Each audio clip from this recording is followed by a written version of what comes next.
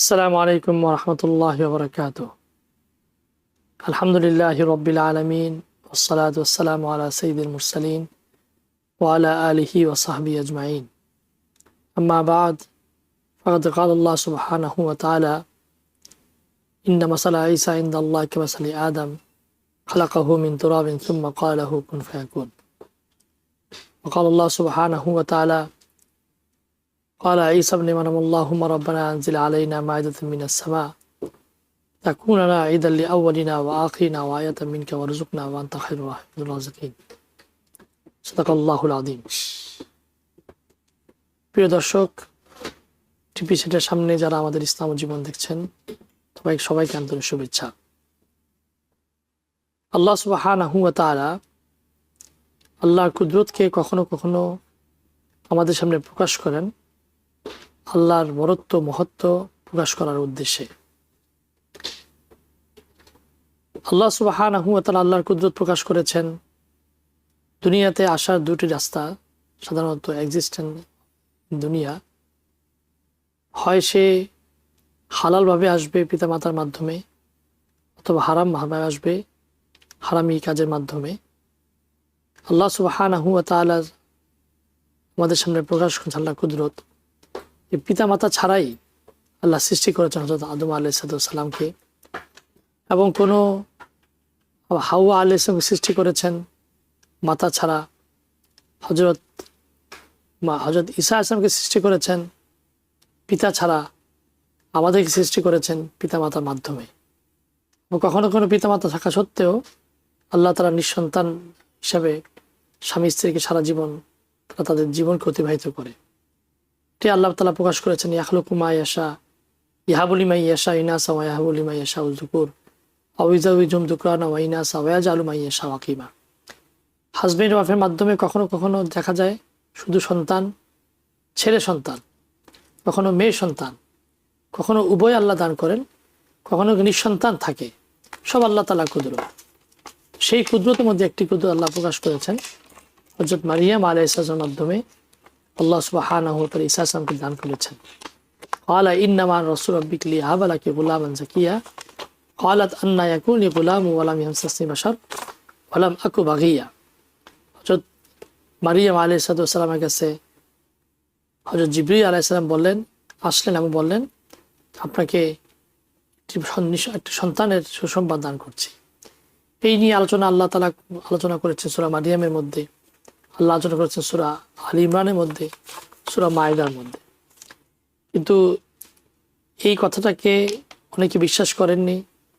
অবিশ্বাস করার কারণে তারা বলেছে এটা আল্লাহ ঈসা সালাম সন অফ গড, নাউযুবিল্লাহি মিন যালিক। ক্বালা ঈসা ইবনে মারইয়াম আল্লাহুম্মা রাব্বানা আনজিল আলাইনা মাইদাতাম মিনাস সামা ওয়া ক্বালাতিল ইয়াহুদু উযাইরু ইবনুল্লাহ ওয়া ক্বালাতিন নাসারা মাসীহু ইবনুল্লাহ।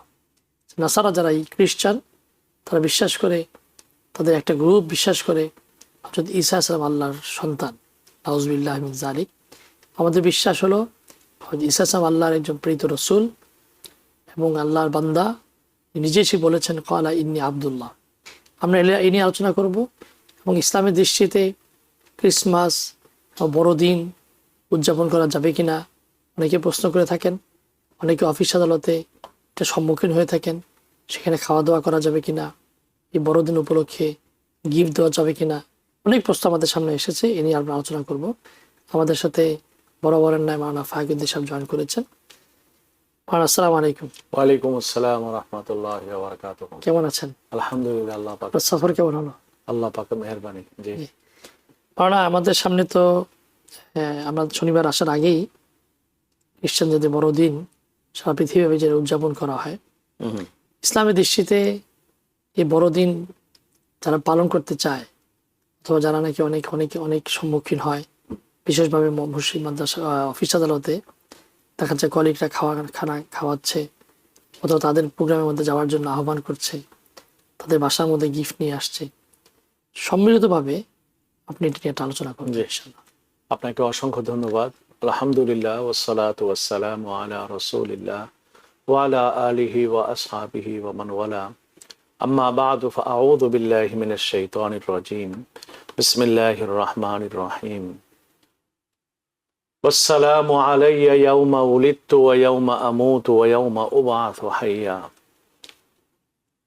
ذلك عيسى ابن مريم قول الحق الذي فيه يمترون ما كان لله أن يتخذ من ولد سبحانه إذا قضى أمرا فإنما يقول له كن فيكون وإن الله ربي وربكم فاعبدوه هذا صراط مستقيم صدق الله العلي العظيم। আপনি যে কোশ্চেন করেছেন সেই কোশ্চেনের উত্তরে সূরা কাহাফ থেকে সূরা মারিয়াম থেকে এই আয়াত তেলাওয়াত করলাম, কয়েকটি আয়াত, যেখানে আল্লাহ সুবহানাহু ওয়া তাআলা হযরতে ঈসা আলাইহিস সালাতু ওয়াস সালামের উক্তিকে স্বয়ং কপি করে বলছেন তার কালামে, ওয়াসসালামু আলাইয়া ইয়াউমা ওয়ালিদতু, আমার প্রতি শান্তি বর্ষিত হয়েছিল সেদিন যেদিন আমি জন্মগ্রহণ করেছিলাম, ওয়া ইয়াউমা আমুত, যেদিন আমি মৃত্যুবরণ করব সেদিনও আল্লাহ পাকের রহমত আমার সাথে থাকবে, তার করুণা ও দয়া আমার সাথে থাকবে, ওয়া ইয়াউমা উবআসু হাইয়া, আর যেদিন আমি উত্থিত হব জীবন নিয়ে সেদিনও আল্লাহ পাকের রহমত নিয়েই আমি উঠব, উত্থিত হব। আল্লাহ পাক বলেন যালিকা ঈসা ইবনে মারিয়াম, এই যে ঘটনা বলা হলো সবিস্তারে, তিনি হলেন ঈসা ইবনে মারিয়াম কাউলাল হাক্কিল্লাযী ফীহি ইয়ামতারুন, তার জীবনটি এমন যেটি বর্ণনা করা হলো তার জন্ম এবং তার জীবনের মিশন সম্পর্কে যারা সন্দেহবাদী তারা এই বিষয়ে তারা সন্দিহান হয়।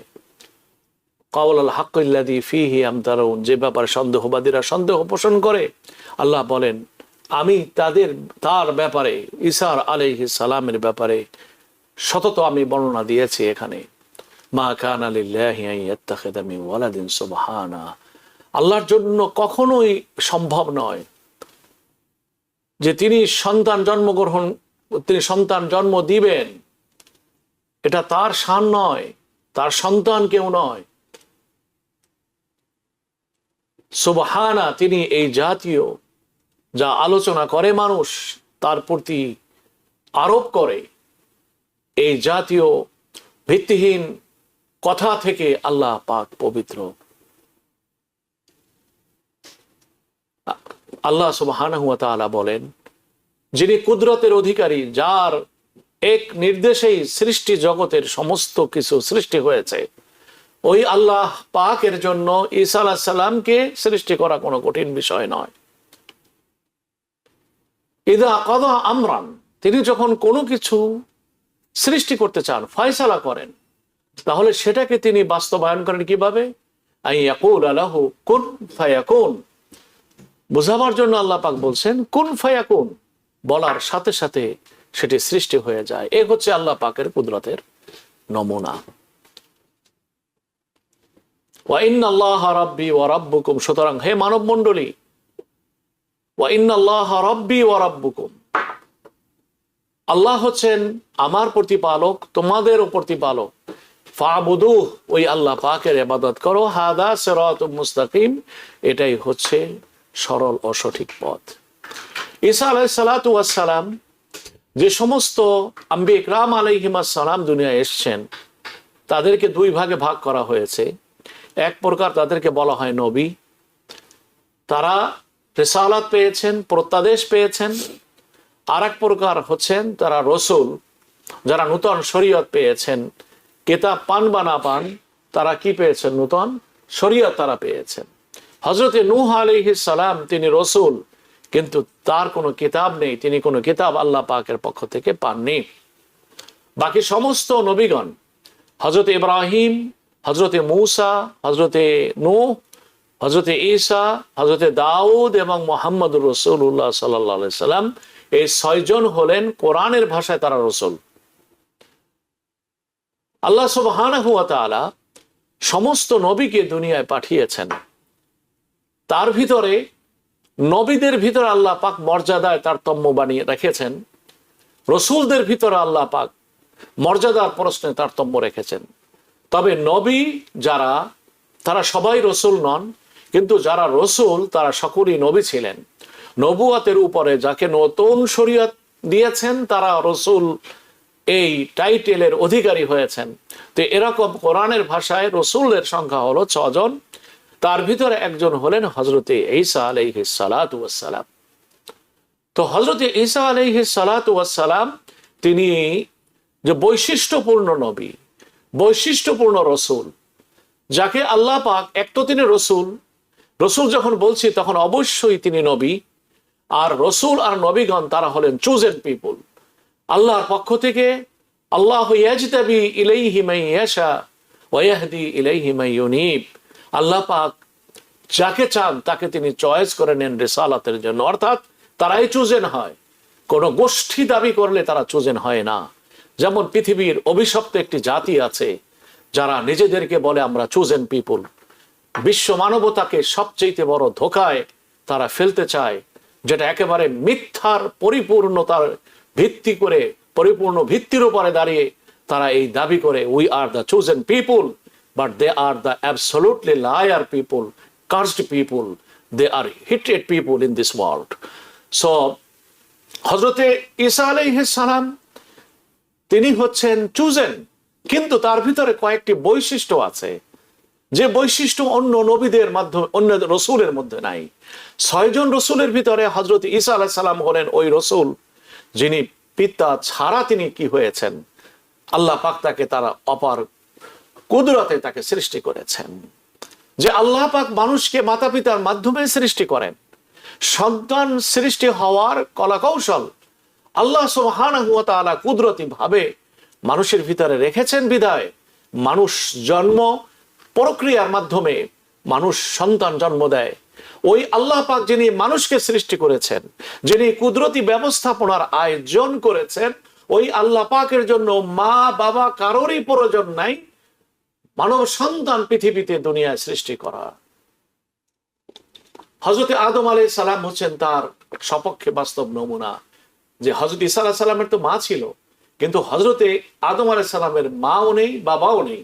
আল্লাহ পাক তাকে কোন প্রকারের উপমা ছাড়া তিনি সৃষ্টি করেছেন। তো হযরত ঈসা আলাইহিস সালাতু ওয়াস সালামের অন্যতম বৈশিষ্ট্য হচ্ছে এই যে তিনি পিতা ছাড়া তিনি সৃষ্টি হয়েছেন, এবং যার বলা যেতে পারে যার খালু তিনিও ছিলেন নবী, যার বাবা তিনিও ছিলেন নবী, যার নানা তিনিও ছিলেন নবী।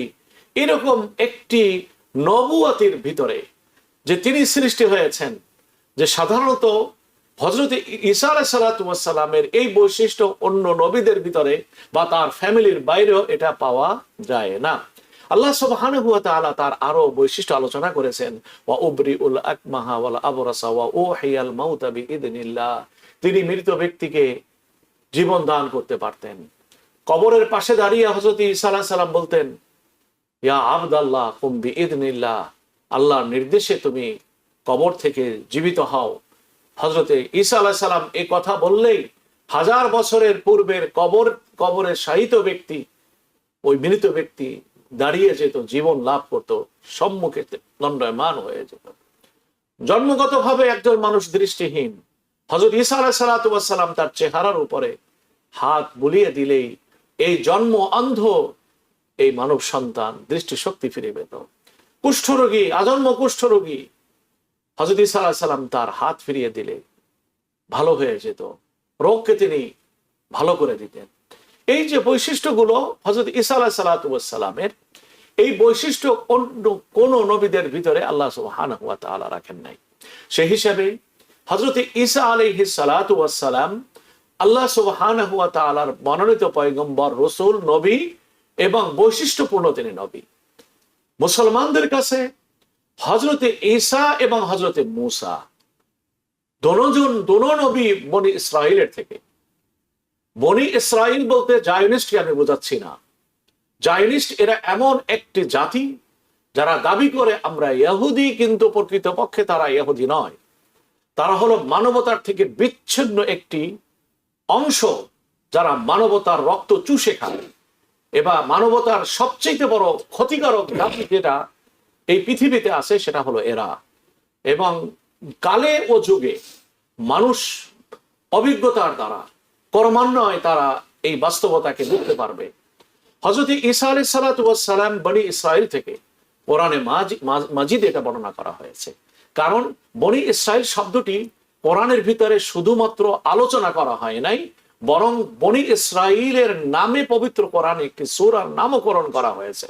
আর আল্লাহ পাক এত বেশি আলোচনা করেছেন এই জাতি সম্পর্কে যে পৃথিবীর অন্য কোন জাতি সম্পর্কে আল্লাহ সুবহানাহু ওয়া তাআলা এত বেশি আলোচনা করেন নাই। কেন? যে এই নবীর নবুয়াত, এই উম্মত, যে উম্মত আসবে সর্বশেষ, তাদের সাথে নবুয়াতের পরশ নেই। হযরতে মুহাম্মদুর রাসূলুল্লাহ সাল্লাল্লাহু আলাইহি সাল্লামের যে নবুয়াত, সেই নবুয়াতের সাথে একটি গভীর সম্পর্ক রয়েছে। তাকে কামেলে দ্বীন দেওয়া হয়েছিল, সেই যুগের কামেলে দ্বীন রাসূলুল্লাহ সাল্লাল্লাহু আলাইহি সাল্লামকে কামেলে দ্বীন দেওয়া হয়েছে। হযরত মুসা আলাইহিস সালাতু ওয়াস সালাম তিবয়ানান লিকুল্লি শাই ওয়া হুদান ওয়া রাহমা, আল্লাহ পাক মুসা আলাইহিস সালামকে কোরআনকে তাওরীত দিয়েছিলেন, জামিআ যেটাকে বলা হয় অনেক বিধান, যেখানে পরিপূর্ণ বিধান সেই যুগের প্রেক্ষিতে দান করেছিলেন হযরতে মুসা আলাইহিস সালাতু ওয়াস সালাম, যার উম্মত দুনিয়ার ভিতরে শৌর্য, বীর্যে, জ্ঞানে, গুণে, জ্ঞানে, বিজ্ঞানে, মানবীয় গুণাবলীতে সবকিছুতে আল্লাহ পাক যাদেরকে অনন্য বানিয়েছিলেন, নবুয়াতের বিভায়, রিসালাতের সংস্পর্শে এই জাতিটা পৃথিবীতে উত্থান লাভ করেছিল এমন ভাবে যে আল্লাহ সুবহানাহু ওয়া তাআলা তাদেরকে সেই যুগে আল্লাহ পাক গুণের প্রশ্নে তাদেরকে ওই বৈশিষ্ট্যপূর্ণ গুণের কারণে আল্লাহ পাক সকলের থেকে স্বতন্ত্র বানিয়েছিলেন, যে তারা মর্যাদাশীল জাতি তারা ছিল।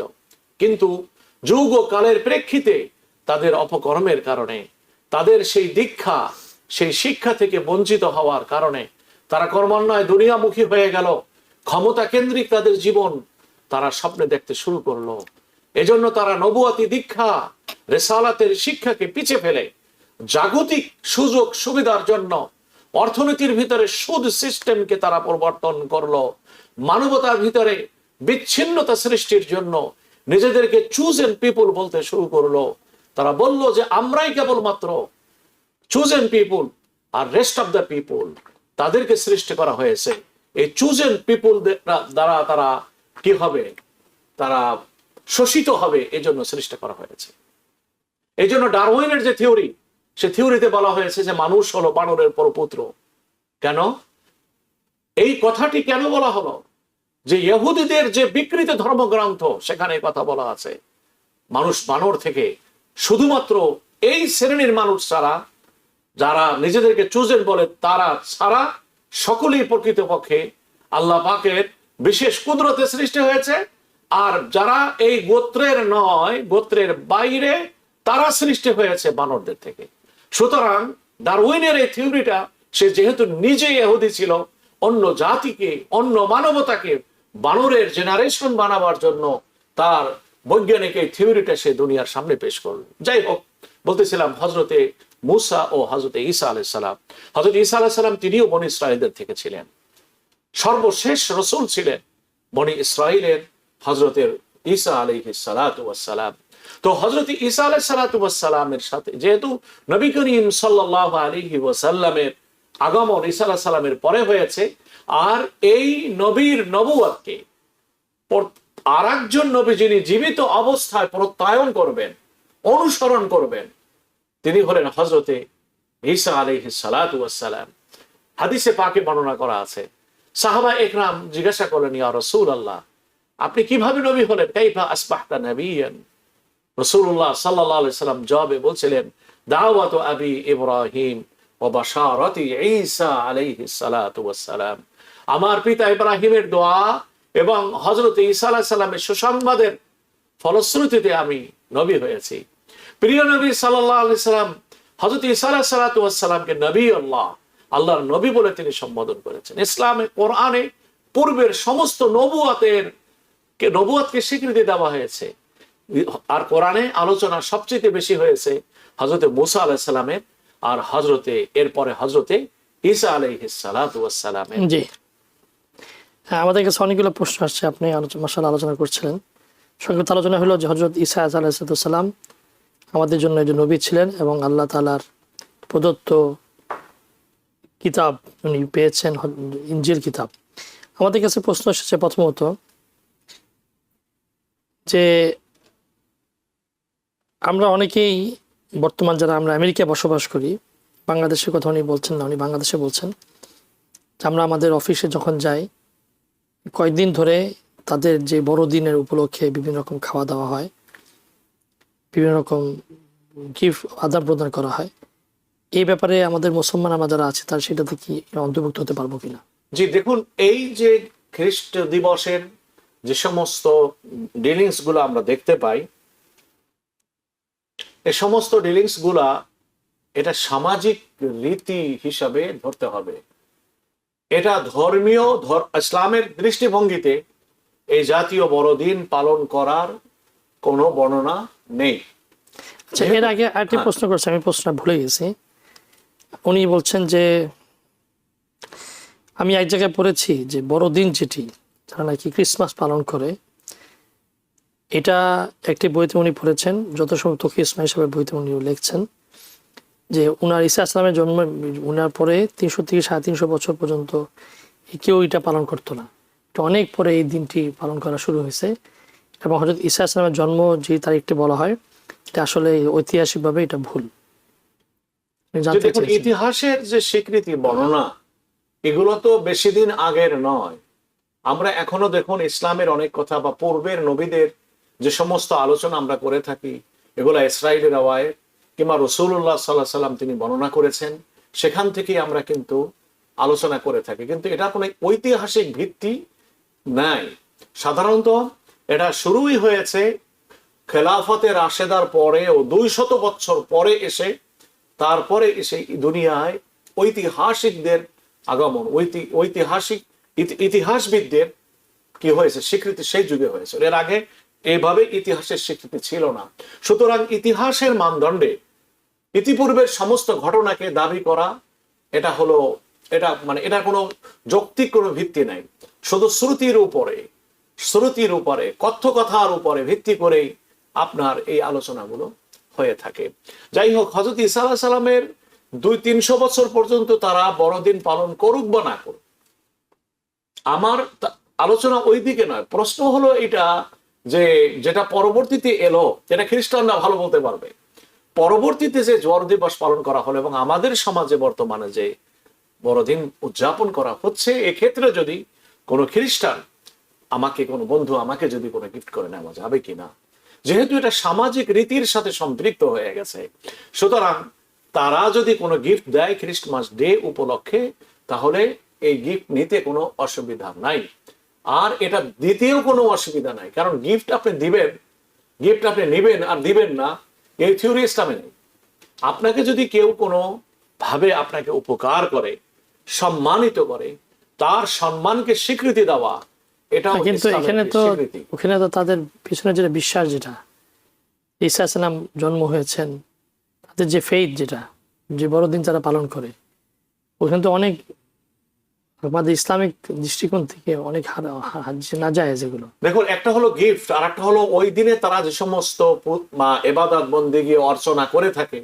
আমি ওই অর্চনা ও ইবাদতের কথা বলছি না, আমি বলছি শুধু গিফটের কথা।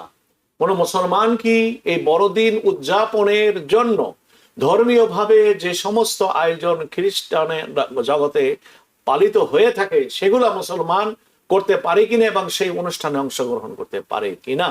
জি না, যে এই জন্য পারবে না যেহেতু ওই অনুষ্ঠানটা এমন এক বিশ্বাসের উপরে ভিত্তি করে হচ্ছে যে বিশ্বাসের সাথে ইসলামের বিশ্বাস মিলছে না। সুতরাং বলতে গেলে এটা সাংঘর্ষিক।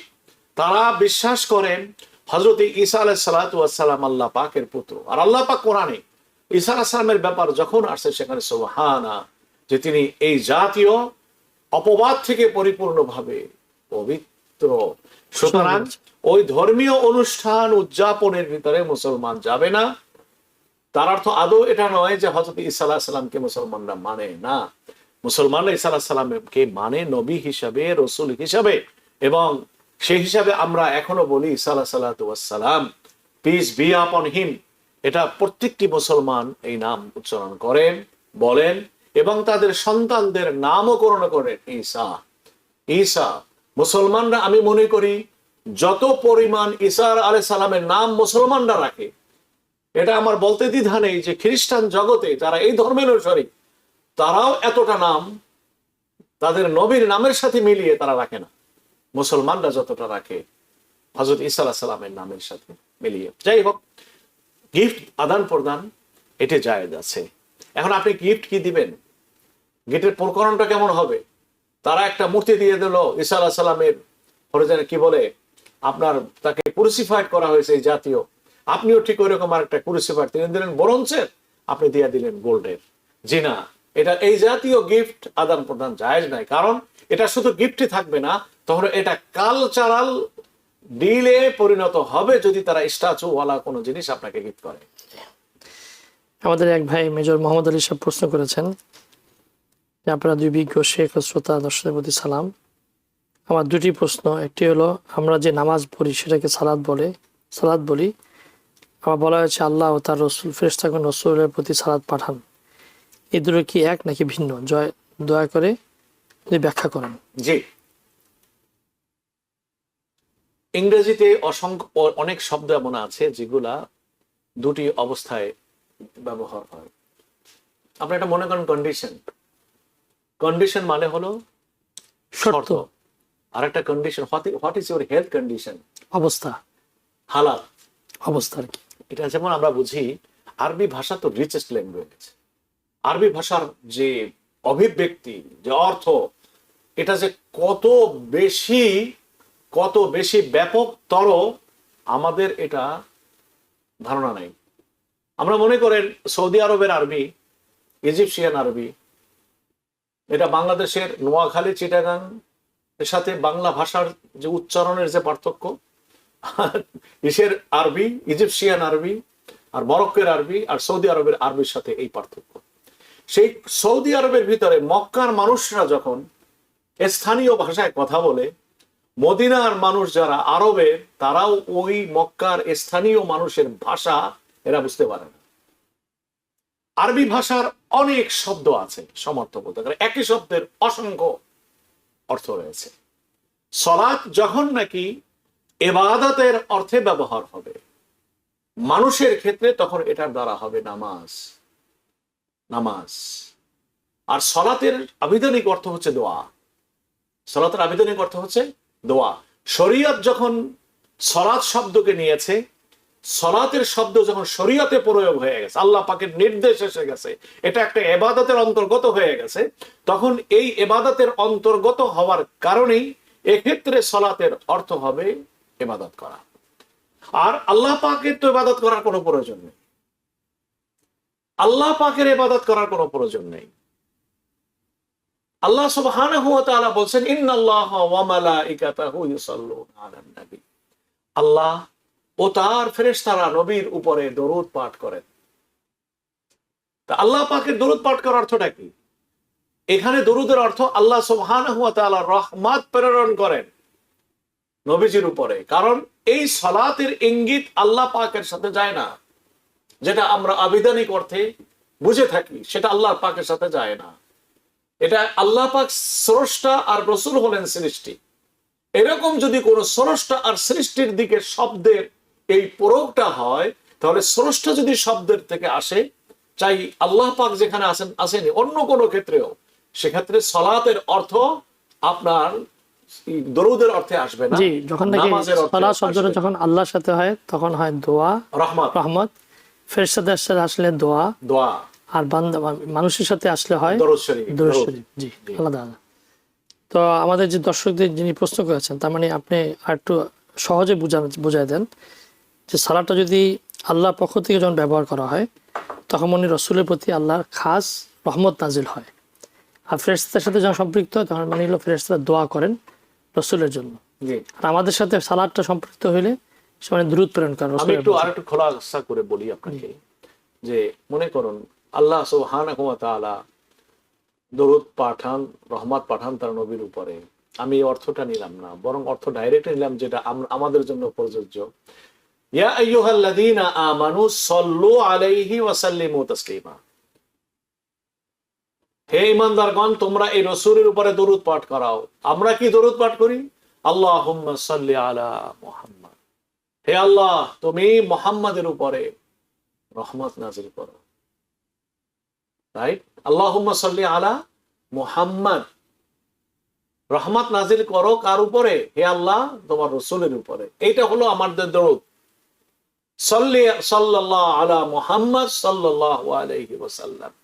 হে আল্লাহ আপনার রহমত নাজিল করুন মুহাম্মাদের উপরে।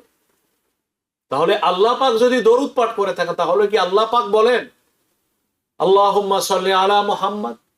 তাহলে যে আল্লাহ পাককে আরেকজন আল্লাহর কাছে ওই নবীর উপরে দরুদ পাঠ করার জন্য বলতে হবে। তাহলে এই অর্থটা কি আল্লাহ পাকের সাথে যায়? আর আল্লাহ পাক তো শব্দটি প্রয়োগ করছে, তাহলে বোঝা গেল এই দরুদ রহমত নাজিলের এই অর্থটা আল্লাহ পাকের সাথে আসবে যদি আল্লাহ পাক বলে থাকেন সালাতের প্রয়োগ করে থাকেন সালাত। হয় না, it doesn't make sense. হ্যাঁ, দরুদের অর্থ আসবে না যেটা আমরা বলি, কারণ আল্লাহ সুবহানাহু ওয়া তাআলা অন্য কারো কাছে রহমত চাইতে পারেন। আল্লাহ পাকের রহমত তিনি না জানেন, রহমত তো তার হাতে, রহমতের স্রষ্টা তিনি, রহমতের অধিকারী তিনি। রহমত যখন যা চায় যতটা করতে চান তিনি করতে পারেন। সুতরাং আল্লাহ পাকের এই রহমত রসুলের উপরে নাজিল করার কথা আল্লাহ সুবহানাহু ওয়া তাআলা দরুদের দ্বারা সালাতের দ্বারা বুঝিয়েছেন। কিন্তু আমাকে বলার দ্বারা উদ্দেশ্য হচ্ছে পড়ার জন্য, পাঠ করার জন্য, প্রেরণ করার জন্য নবীজির উপরে দরুদ। আল্লাহুম্মা সাল্লি আলা দরুদ বলতে ওনার প্রতি রহমত, যেটা দোয়া আল্লাহুম্মা সাল্লি আলা মুহাম্মদ সাল্লাল্লাহু আলা মুহাম্মদ সাল্লাল্লাহু আলাইহি ওয়াসাল্লাম, যেটার দ্বারা রসুলের উপরে দরুদ পাঠ করা বোঝায়, সেটাই হলো যে আপনার কি। জি জি, উনি দ্বিতীয় প্রশ্ন করেছেন, বিভিন্ন কিতাবে বিশেষ কতগুলো দোয়া দেখি, যেমন আহাদ নামা, দুরুদে হাজারি, আরো বেশ কিছু দুরুদ। এর অর্থ যদিও মহান আলী বা মহত্ব ঘোষণা করা, এগুলো কি নবীর ইন্তেকালের আগে ছিল নাকি পরে সৃষ্টি করা হয়? এগুলো পড়া কি জায়েজ নাকি বিদাত হবে? যে সমস্ত দরুদের কথা হাদিসে পাকে বর্ণনা করা আছে, আল্লাহুম্মা সাল্লি আলা মুহাম্মদ, নবীজির উপরে যত কিছু প্রশংসামূলক শব্দ পাঠ করা হবে সব দোয়ার অন্তর্গত। বলবেন এটার প্রমাণ কি? হযরতে হাসান ইবনে সাবিত নবীজির কবি ছিলেন, আল আনসারী রাদিয়াল্লাহু তাআলা আনহু। তিনি মক্কার ওই যুগে, মদিনার ওই যুগের ইসলামের নিন্দুকরা যখন ইসলাম ও নবীকে নিন্দা করে, তাচ্ছিল্য করে কাব্য রচনা করত, কবিতা পাঠ করত, তখন হাসান ইবনে সাবিত তিনি নিজে কবিতার মাধ্যমে তাদেরকে দাঁত ভাঙ্গা জবাব দিতেন। এবং রাসূলুল্লাহ সাল্লাল্লাহু আলাইহি সাল্লামের কবিতাকে বলা হলো তিনি ইসলামের পক্ষে তিনি কাব্য রচনা করে তিনি কাফেরদেরকে প্রতিরোধ করতেন, প্রতিবাদ জানাতেন। প্রিয় নবী সাল্লাল্লাহু আলাইহি ওয়াসাল্লাম তার কাব্যকে চর্চার জন্য, কাব্যের প্রতিভাটাকে চর্চার জন্য নবীজি মেম্বারের উপরে তাকে বসতে দিয়েছিলেন, দিয়ে বলছেন আল্লাহুম্মা আইয়িদহু বিরূহিল কুদুস, হে আল্লাহ আপনি এই হাসান ইবনে সাবিতকে জিবরিল ফেরেশতা দ্বারা আপনি সাহায্য করুন। কবিরা সাধারণত উদ্ভ্রান্ত হয়, ভ্রান্ত চিন্তাধারার অধিকারী হয়, এটা কোরআনে বলছে ওয়াশ-শুআরাউ ইয়াত্তাবিউহুমুল গাবুন ইল্লাল্লাযীনা আমানু ওয়া আমিলুস সালিহাতি ওয়া যাকারুল্লাহা কাসীরা ওয়া ইনতাসারু মিন বাদি মা যুলিমু ওয়া সায়ালামুল লাযীনা যালামু আইয়া মুনকালাবিন ইয়ানকালিবুন। তবে তারা নয় যারা নাকি ঈমান এনেছে। তো হাসান ইবনে সাবিত তিনি নবীজির প্রশংসা করতেন, নবীজির শানে কবিতা রচনা করেছেন এবং ইসলামের পক্ষে কবিতা রচনা করে নিন্দা করেছেন ওদেরকে যারা নাকি ইসলামের সমালোচনা করে। প্রিয় নবী সাল্লাল্লাহু আলাইহি সাল্লাম খুশি হয়ে তার জন্য আল্লাহ পাকের কাছে এই দোয়া করলেন। তাহলে বুঝতে পারলাম এটা নবীজির পক্ষে যে সমস্ত প্রশংসা করা হয় সেগুলোও দুরুদের অন্তর্গত। তবে এর দুরুদের ভিতরে ক্লাসিফিকেশন আছে। সবচেয়ে শ্রেষ্ঠ দুরুদ হচ্ছে এইটা যেটি হযরতে ইব্রাহিম আল দুরুদ ইব্রাহিমি যাকে বলা হয়, নামাজের ভিতরে পাঠ করে থাকি। তাহলে এটার দ্বারা সাইয়্যিদ মানে সালাত যেটাকে বলা হয়, এটা দ্বারা বোঝা গেল সাইয়্যিদ যেহেতু সামনে বড়টা, বোঝা গেল মাঝারিটা ছোটটা এবং তার চাইতে ছোটটা কনিষ্ঠতা আরো আছে। সাধারণ পর্যায়ের সমস্ত প্রশংসা, যেমন মনে করেন বাংলাদেশের জাতীয় কবি নজরুল ইসলাম রাসূলুল্লাহ সাল্লাল্লাহু আলাইহি সাল্লামের শানে যে অনবদ্য কবিতা তিনি রচনা করেছেন, মহান কবি, তার প্রতি শতকোটি শ্রদ্ধা ও সেলুট। ওরে গোলাপ নিরিবিলি নবীর কদম চুমেছিলি, তাই করে তোর খুশবু আজ মনের ভিতরে জাগে, এই এই যে কবিতাগুলো, এগুলা কত উন্নত মানের, রাসূলুল্লাহ সাল্লাল্লাহু আলাইহি ওয়াসাল্লামের প্রশংসা। সুতরাং এই যে নাদ, এই নাদগুলিও এটা আপনার দরুদের অন্তর্গত। কিন্তু কোন নাদ এটা? এটা হলো দরুদের যে 3 নম্বর ক্যাটাগরি, 3 নম্বর ক্যাটাগরি। হ্যাঁ, এটা অনেকে ওজিফা হিসেবে পড়ে। জি, অনেকে ওজিফা হিসেবে, ওনার প্রশ্নটা হলো অনেকে ওজিফা হিসেবে পড়ে, আহাদ নামা পড়ে, এগুলা তাহলে আপনি দেখুন আল্লাহ পাক কিন্তু কোরআনে মাজিদে দরুদ পাঠ করতে বলছেন। আর দরুদ যদি এটা হয় যেটা ইব্রাহিমী দরুদ এবং ইব্রাহিমের বাইরে যে সমস্ত দরুদ আছে সেগুলা, এবং ছোট ছোট যে সমস্ত দরুদ আছে 3rd ক্যাটাগরি, সবই তো দরুদ। তাহলে সব দরুদ যদি দরুদ হয়, আল্লাহ পাক তখন স্পেসিফিকলি বলেন নাই সাল্লু আলাইহি ওয়া সাল্লিম, আল্লাহুম্মা সাল্লি আলা মুহাম্মাদ ওয়া আলা আলি মুহাম্মাদের বাইরে আর কোনো দরুদ পড়তে পারবা না। তাহলে এটা যদি কোরআনে পাকে ইঙ্গিত থাকতো তাহলে সেটা নির্ধারিত হয়ে যেত, অন্য উপায়ে দরুদ পাঠ করার সুযোগ ছিল না। সুতরাং আহাদ নামার যে কথা আপনি নিয়ে এসছেন রাসূলুল্লাহর প্রশংসায়, তার উপরে আল্লাহ পাকের রহমত বর্ষিত এই জাতীয় শব্দের দ্বারা যে সমস্ত দোয়া আছে, এটা কোনোটাই ভিত্তিহীন নয়। এটা কালে ও যুগে পরীক্ষিত আল্লাহ ওয়ালাগণ, বুজুর্গানে দিনগণ, যাদের সংস্পর্শে দিন ও মুসলমান এরা দুনিয়ায় শক্তি লাভ করেছে, ওদের বর্ণনা করা, ওই পদ্ধতি আমল করা যায়, সেটাও দরুদের ভিতরে অন্তর্গত হবে। আমাদের দরুদে ইব্রাহিমী আমরা নামাজে পাঠ করি, কিন্তু দরুদ ইব্রাহিমের বাইরেও দরুদ, যেটা আমি বললাম 3 নম্বরে, সেই দরুদও আমাদের আলোচনা করা দরকার। তাহলে সাধারণ পর্যায়ের মানুষ নিজস্ব ভাষায় প্রিয় নবী সাল্লাল্লাহু আলাইহি সাল্লামের গুণকীর্তনের জন্য তাদের মনোজগৎকে স্পর্শ করবে এবং রাসূলুল্লাহ সাল্লাল্লাহু আলাইহি সাল্লামের গুণাবলী সম্পর্কে তারা পরিচিতি লাভ করবে। আমাদের সময় শেষের দিকে, তারপর 2-1টা প্রশ্ন রয়ে গেছে। এক নম্বর প্রশ্ন বলেছেন যে আমরা যখন অনেকেই বিভিন্ন পার্টিতে যাই, বিশেষ করে বড়দিনের পার্টিতে, তো আমাদের সামনে তাদের অনেক খাওয়া দাওয়া হয়, অনেক খাওয়া দাওয়া তারা পেশ করে, তো এগুলা কি আমাদের জন্য খাওয়া জায়েজ হবে কিনা? কোন অনুষ্ঠানে? বড়দিন উপলক্ষে তারা খাওয়া নিয়ে আসে। হ্যাঁ, যেমন নাকি হিন্দুদের দেওয়ালি অথবা ইহুদিদের হানুকা, তো যারা কলিগরা খাওয়া দাওয়া নিয়ে আসে, উদ্দেশ্য হলো তাদের এই বড়দিন উপলক্ষে। যেমন মনে করেন আমাদের কোরবানির দিন কোরবানি করে আমরা কোরবানির গোশত দিয়ে মানুষকে আতিথেয়তা করে থাকি, ওরাও এভাবে করে। দেখুন, বড়দিন পালন করার সাথে তো কোনো ইবাদতের খাদ্যের সাথে কোনো সম্পর্ক নাই। খাবার তারা আনন্দের জন্য তারা খাবারের আয়োজন করে বড়দিন উপলক্ষে। সেই হিসাবে খাবার এই দৃষ্টিভঙ্গিতে অংশগ্রহণ করা যদি হালাল খাবার হয়ে থাকে, যেটা নিষিদ্ধ নয়, তাহলে সেই খাবারগুলো গ্রহণ করতে কোনো বাধা নেই। হ্যাঁ, যদি এমন হয় যে বড়দিনের ইবাদত বন্দেগী করে, যেমন হিন্দু ধর্মে আপনার পূজা অর্চনার মাধ্যমে যে খাবারটা দেওয়া হয়, যেমন মনে করেন কলা, যেমন সিদ্ধ, যেমন মনে করেন কাঁচা চাল পানিতে ভিজিয়ে সেগুলা হিসাবে পূজার নবান্ন বানানো হয়। সব কলা আপনি খেতে পারবেন, কিন্তু যে কলাকে পূজার জন্য ব্যবহার করা হয়েছে, প্রসাদে পরিণত হয়েছে, সেটা আপনি গ্রহণ করতে পারবেন না, কারণ এর ভিতরে বৈশিষ্ট্য এসে গেছে শিরকের। এই জন্য এই জিনিসটি এই ইসের বাইরে, এই পূজার বাইরে এই জিনিসটি গ্রহণ করা কিন্তু জায়েজ, কিন্তু যেহেতু বৈশিষ্ট্য ধারণ করছে এটা পূজার জন্য, এই জন্য এই খাবারটি গ্রহণ করা যায় না।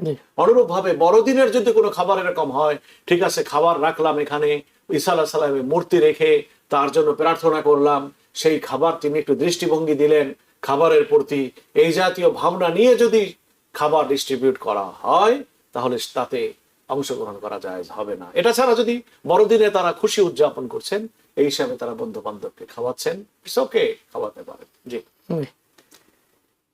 প্রশ্ন করেছেন, সবচেয়ে বড় কথা হলো খাবারটাকে যত সময় পারা যায়, যদি খাবার হালাল থাকে, এটাকে টানা হেঁচড়া না করা, এটা হলো ব্যাপার। কারণ কোরআন শরীফে এটার আলোচনাও আছে। মা সালাকাকুম ফি সাকার ক্বালু লাম নাকু মিনাল মুসাল্লিন ওয়া লাম নাকু নুতঈমুল মিসকিন। জাহান্নামে যাওয়ার 2টা কারণ, একটা হলো নামাজ না পড়া, আল্লাহ পাকের স্বীকৃতি না দেওয়া, আর 2 নম্বর হলো যাদের খাবার দরকার তাদেরকে খাবার না দেওয়া।